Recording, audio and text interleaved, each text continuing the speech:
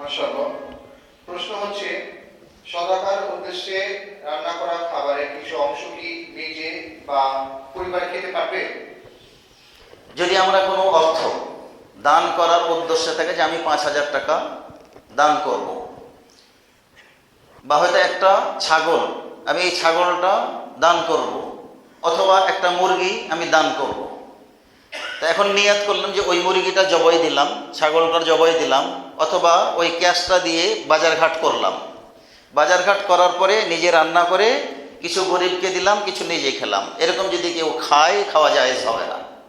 সাদকা করার পরে সাদকা নিজের জন্য খাওয়া জায়েজ নয়। রাসূল সাল্লাল্লাহু আলাইহি ওয়াসাল্লাম বরং দৃষ্টান্ত দিয়েছেন যে কোনো জিনিস দান করলো, দান করার পরে সে নিজে আবার খেলো, তাহলে সে যেন আপনার কি কুকুরে যেরকম বমি করে বমি খায়, ঠিক একই রকম কি আপনার হবে, একটা খারাপ দৃষ্টান্ত দিয়েছেন রাসূল সাল্লাল্লাহু আলাইহি ওয়াসাল্লাম। অতএব যে কোনো দান রান্না বান্না করে পুরোটাই দিয়ে দিতে হবে, পুরোটাই মিসকিনদেরকে দিয়ে দিতে হবে। আপনি রান্না বান্না করলেন, এই শ্রমটুকুর জন্য আবার আলাদা একটা নেকি আল্লাহ রাব্বুল আলামিন আপনাকে আমাকে দিবে। তো দানের কোনো বস্তু খাওয়া ঠিক হবে না। হ্যাঁ, খাওয়া জায়েজ হবে কখন? যে আমি দান করে দিলাম, এখন যিনি দাতা, এখন তিনি মালিক হয়ে গেলেন, ওই জিনিসটা মালিক হয়ে গেলেন, এখন কিন্তু আমি আর মালিক না। এখন সেই দাতা যদি আমাকে দেয় যে এটা আপনাকে দিলাম, আমার এখান থেকে আমি কিছু একটা গিফট তোমাকে দিলাম, খাবার দিলাম, ওইটা খাওয়া গিয়েছে জায়েজ। হ্যাঁ, যেমন রাসূল সাল্লাল্লাহু আলাইহি ওয়াসাল্লামের কাছে এক সাহাবিয়া, মহিলা সাহাবিয়া আপনার জাকাতের পয়সা আল্লাহ সাল্লাম তাকে দিয়েছিলেন, এবং সেটা আবার আল্লাহ রাসূলের ঘরে হাদিয়া পাঠিয়েছিলেন।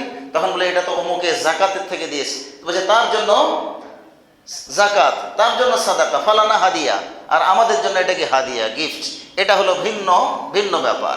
হ্যাঁ, তো এটা আমাদের একটু মাথায় রাখতে হবে। বাকি আল্লাহু আলাম। না, প্রশ্ন হচ্ছে, অনেকের মতে পেশাদার ভিক্ষুককে ভিক্ষা দেওয়া ঠিক নয়, কথাটা কি ঠিক? পেশাদার ভিক্ষুক আমরা এটা নিশ্চিতই বা কী করে হব? এক নম্বর কথা হচ্ছে এটা যে আসলে এই পেশাদার ভিক্ষুক যদি আমরা নিশ্চিত হতে পারি যে হ্যাঁ তার পেশাই হলো এটা, এটা নিশ্চিত হতে পারলে প্রথম আমার কাজ হবে তাকে উপদেশ দেওয়া, তাকে উপদেশ দেওয়া, দান থেকে বিরত থাকা নয়, তাকে উপদেশ দেওয়া। তাকে উপদেশ দিয়ে তার যদি আমরা একটা সুন্দর ইনকামের ব্যবস্থা করে দিতে পারি, ইনকামের ব্যবস্থা করা এটাও আমাদের দায়িত্ব। যেমন এক ব্যক্তি, এক সাহাবী আল্লাহ রাসূলুল্লাহ সাল্লাল্লাহু আলাইহি ওয়াসাল্লামের কাছে এসে সাহায্য চাইলেন। রাসূল সাল্লাল্লাহু আলাইহি ওয়াসাল্লাম বললেন যে তোমার বাড়িতে কি কিছু আছে, সহায় সম্বল কিছু আছে? ওই সাহাবী বললেন যে হ্যাঁ, আমার বাড়িতে একটা কম্বল আছে। রাসূল সাল্লাল্লাহু আলাইহি ওয়াসাল্লাম বললেন তোমার কম্বলটা নিয়ে আসো। আল্লাহ রাসূলের কাছে নিয়ে আসা হলো। আল্লাহ রাসূল সাল্লাল্লাহু আলাইহি ওয়াসাল্লাম তিনি কী করলেন, সাহাবীদের কাছে নিলামে তুললেন যে এই কম্বল মানে কে কত দাম দেবে? এক সাহাবী বললেন যে 1 দিরহাম, আমি 1 দিরহাম দিব। রাসূল সাল্লাল্লাহু আলাইহি ওয়াসাল্লাম বললেন যে এর চেয়ে বেশি কি কেউ দিবে?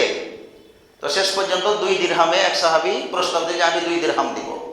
রাসূল সাল্লাল্লাহু আলাইহি ওয়াসাল্লাম তার কাছে 2 দিরহামে কম্বলটি কি করলেন, বিক্রি করে দিলেন। দিয়ে ওই ব্যক্তিকে, পেশাদার ভিক্ষুক, সে তার চাওয়ায় অভ্যাস ছিল, দরিদ্র ছিল, ওই ভিক্ষুককে আল্লাহ রাসূল সাল্লাল্লাহু আলাইহি ওয়াসাল্লাম কি করলেন যে তুমি 1 দিরহাম দিয়ে একটা কুড়াল কিনবে, আর 1 দিরহাম দিয়ে তোমার পরিবারের জন্য কিছু খাবার কিনবে। দিয়ে রাসূল সাল্লাল্লাহু আলাইহি ওয়াসাল্লাম বললেন যে তোমার কুড়াল আমার কাছে নিয়ে আসবে। আল্লাহ রাসূল সাল্লাল্লাহু আলাইহি ওয়াসাল্লামের কাছে তার পরামর্শ অনুযায়ী তাই করলেন। খাবার খাদ্য কিনে কুড়াল নিয়ে আল্লাহ রাসূলের কাছে আসলেন। তিনি নিজ হাতে কুড়ালের বাঁট লাগিয়ে দিলেন, দিয়ে বললেন যে তুমি এখন থেকে কোথায় যাবে? জঙ্গলে যাবে, বনে যাবে, সেখান থেকে কাঠ কেটে এনে বাজারে বিক্রি করে তারপরে তুমি কি করবা, তোমার পরিবার চালাবা। তো এখান থেকে শিক্ষা অনেক অনেক শিক্ষা। একজন ভিক্ষুক আসলেও তাড়িয়ে দিলাম না, কিছুই তার ব্যবস্থাও করলাম না, সুপরামর্শ দিলাম না, তাহলে এটা কি উচিত নয়? পেশাদার ভিক্ষুকও যদি আসে, প্রথম কাজ হলো তাকে উপদেশ দেওয়া, আর যদি পারি যে কোনো উপায়ে তার একটা ব্যবসা বা উপার্জনের লাইন করে দেওয়া, তারপরে তাকে ঘৃণা করেন বা তাকে আপনার দেন বা না দেন সেটা হলো ভিন্ন কথা। তো রাসূল সাল্লাল্লাহু আলাইহি ওয়াসাল্লাম এই যে তাকে এটা শিক্ষা দিলেন, পরবর্তী কিছুদিন যেতে না যেতেই বেশ সম্পদের মালিক হয়ে গেলেন, তার অভাব দূর হয়ে গেল। তো পেশাদার ভিক্ষুক এটা আমরা যেন তাকে খারাপ দৃষ্টিতে না দেখি।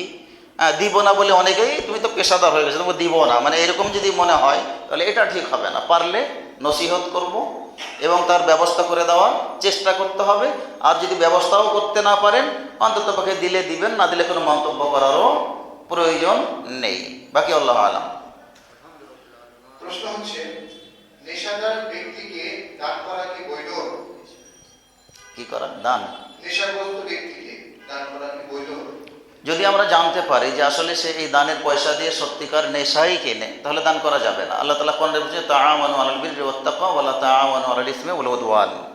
আমরা যদি দেখি যে হ্যাঁ এই ব্যক্তিকে আমি দান করছি আর আমার এই দানের টাকা দিয়ে সে হিরোইন কিনছে অথবা ফেন্সিডিল কিনছে অথবা সিগারেট কিনছে অথবা বিড়ি কিনছে, তাহলে তাকে দান না করাটাই হলো আপনার বেটার। আমি গুনহার কাজে তাকে সহযোগিতা করছি।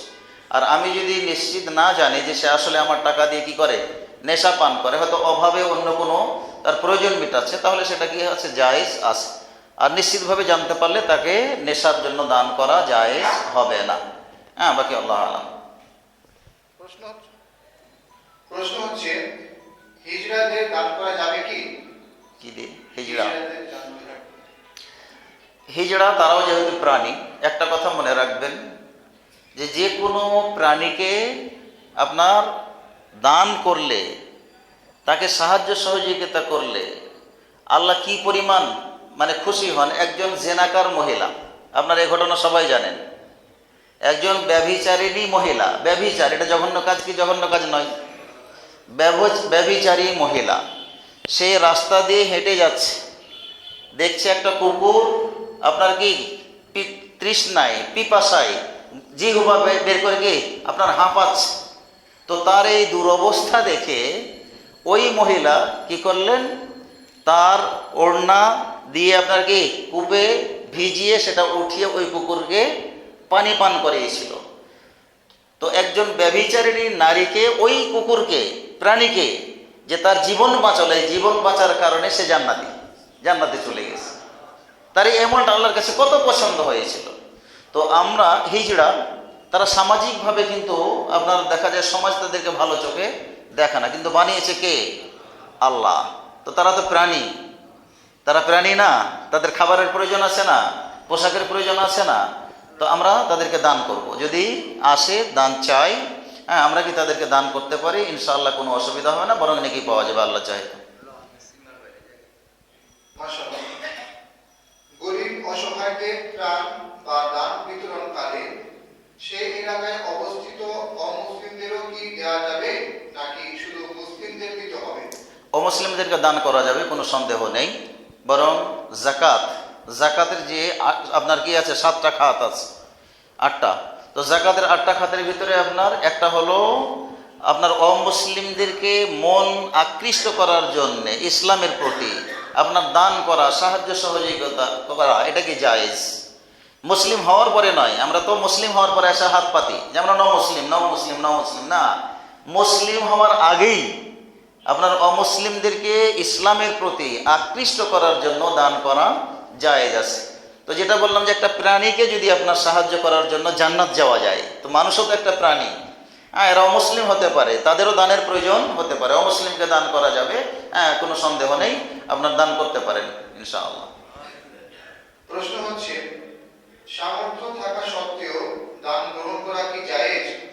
না, এটা তো কোনো কর্মেই জায়েজ হবে না। যদি আমার সামর্থ্য থাকে তাহলে আমি দান গ্রহণ করবই বা কেন? হ্যাঁ, যদি কেউ আমাকে গরিব মনে করে, আমাকে কোনো কিছু দিয়ে দেয়, আর সেটা যদি জাকাত না হয়, আমি যদি নিশ্চিত থাকি যে এটা জাকাত, তাহলে গ্রহণ করবেন না। আর যদি দেখি এটা জাকাত নয়, এমনি সাধারণ দান আমাকে হয়তো সে দিচ্ছে, তখন এটা নেওয়া কি আছে, জায়েজ আছে। আল্লাহ রাসূল সাল্লাল্লাহু আলাইহি ওয়াসাল্লাম কি করেছেন, নিয়েছেন গিফট। হ্যাঁ, গিফট আল্লাহ রাসূল সাল্লাল্লাহু আলাইহি ওয়াসাল্লাম কি করেছেন, নিয়েছেন। তো কেউ কোনো গরিব মানুষও যদি কোনো বড় লোককে কোনো কিছু দেয়, নেওয়া জায়েজ। সবচেয়ে বড় দলিল হলো এটা, হ্যাঁ, যে এই বারিরা ফাতেমা বিনতে কাইস, হ্যাঁ, সেই আল্লাহ রাসূল সাল্লাল্লাহু আলাইহি ওয়াসাল্লাম যে পাঠিয়েছিলেন আর কি। তো এইটাই প্রমাণ করে যে আপনার কি কোনো বড় লোককেও কোনো ছোট লোক বা গরিব মানুষ কিছু দিলে, আর সেটা যদি নিশ্চিত থাকে যেটা জাকাত নয়, তাহলে নেওয়া কি আছে, জায়েজ আছে ইনশাআল্লাহ। প্রশ্ন হচ্ছে বিশেষ কোনো প্রয়োজনের মুহূর্তে উপযুক্ত কোনো ব্যক্তিকে পাওয়ার পর আমরা অনেকে বলে থাকি যে আল্লাহ আপনাকে ফেরেশতার মতো আমার কাছে পাঠিয়েছেন। এই কথা বলাটা কি শরীয়ত সম্মত? না, এই সমস্ত কথা থেকে আমাদের এড়িয়ে চলতে হবে, এগুলো বলা ঠিক নয় আর কি। হ্যাঁ, এগুলো এড়িয়ে চলতে হবে, বলা যাবে না। আজকে শেষ প্রশ্ন হচ্ছে মসজিদে মৃত ব্যক্তির অর্থাৎ মৃত্যুর ঘোষণা দেয়া অনেকে আপত্তি করে, এ ব্যাপারে জানতে চাই। ঘোষণার ব্যাপারটি বর্তমান ওলামা যারা, তারা যেটা মূলত ওই জাহিলি যুগেই করা হতো, তারা এলাকায় এলাকায় গিয়ে মৃত্যুর শোক সংবাদ, মানে মৃত্যুর পক্ষ থেকে একটা শোক জানানো, কিছু নারী নিয়ে কেঁদে কেঁদে আপনার শোক জানানো, সেটা হলো সেটা মৃত্যু সংবাদের, এই ঘোষণাটা নিষেধ। বর্তমানে মসজিদের মাইকে যে ঘোষণা হয়, এটা আমাদের দেখতে হবে যে অতি বাড়াবাড়ি যেন না হয়, অতি বাড়াবাড়ি যেন না হয়, যতটুকু প্রয়োজন। হ্যাঁ, একটা মানুষ মারা গেছে, আমরা দুনিয়াবি ব্যস্ততায় কি ব্যস্ত আছি, তো মসজিদ থেকে আমরা একটু ঘোষণা দিলে সবার কাছে পৌঁছে যাবে। আর এখন খবর পৌঁছানোর যে আরও মাধ্যম হয়ে গেছে, ফেসবুক, মোবাইল ইত্যাদি, মুহূর্তের মধ্যে আপনার শত শত মানুষকে কী করা যাচ্ছে, সংবাদ দিয়ে দেওয়া যাচ্ছে। তো মসজিদের মাইকটা যতদূর সম্ভব একান্ত, মানে যতটুকু না করলে নয়, এতটুকু করতে পারে। কিন্তু বারবার আমরা যে মুয়াজ্জিনদেরকে এই ভাই ঘোষণা করুন, এই ভাই একটু ঘোষণা করুন, মানে 5 বার 10 বার 7 বার এরকম চলতেই থাকে, এই বাড়াবাড়িটা আপনার কি করা যাবে না। জাস্ট একবার থেকে 2 বার আপনার যদি করে, তো আশা করি ইনশাআল্লাহ এটা আপনার কি যেটা নিষিদ্ধ ঘোষণা হাদিস থেকে, ওই ঘোষণার ভিতরে পড়বে না ইনশাআল্লাহ তাআলা। হ্যাঁ, এটা সহনীয় পর্যায়ে আমাদের করতে হবে। একটু যদি বিশেষ ব্যক্তিবর্গ হয়, তো ঘোষণার মাত্রা আরও আমাদের বেড়ে যায়। আর গরিব টরিব মরলে মাসাল্লাহ একবার বললেও কি আমরা রেহাই পাই, আর বড় লোক মরলে মুয়াজ্জিনরা রেহাই পায় না, 10 মিনিট পর পর লাগাও ঘোষণা। এগুলো উচিত নয়। তো এগুলো একটু খেয়াল করতে হবে, আদল ইনসাফ করতে হবে। আমরা এগুলো যেন মনে রাখি ইনশাআল্লাহ। রব্বুল আলামিন আমাদেরকে কোরআন হাদিস বোঝার জন্য তৌফিক দান করুন। তো আলহামদুলিল্লাহ, আমরা এতক্ষণ যাবৎ যা কিছু শুনলাম, প্রশ্ন পর্ব আমরা জানলাম, আল্লাহর কাছে দোয়া করি প্রশ্নের মাধ্যমে আমাদেরকে জেনে নিতে হবে, শোনার মাধ্যমে আমাদেরকে ইসলাম জানতে হবে, এবং এই সাথে আমাদের আমলও করতে হবে। শুধু শুনে আমরা এগুলো থাকলে চলবে না, আমাদের সেগুলো আমলে নিয়ে আসতে হবে। আল্লাহ রাব্বুল আলামিন আমাদের এই মাজলিসকে কবুল করুন। আল্লাহুম্মা আমিন।